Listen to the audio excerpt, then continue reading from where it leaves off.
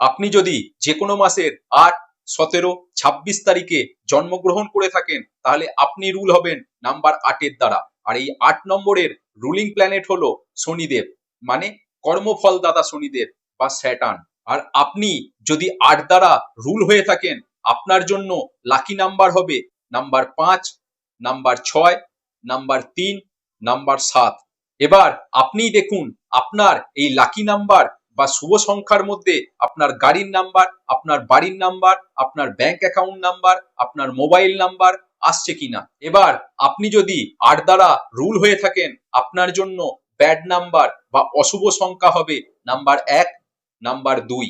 এই সংখ্যা দুটিকে জীবনের সাথে অলওয়েজ অ্যাভয়েড করবেন, বিশেষ করে পার্মানেন্ট রিলেশনশিপ বা ম্যারেড লাইফ, তার সাথে বিজনেস পার্টনারশিপে এই 1 এবং 2-কে অলওয়েজ অ্যাভয়েড করবেন, যা থেকে আপনার লাইফ অনেকটাই আপলিফট এবং সাকসেসের দিকে এগিয়ে যেতে পারে।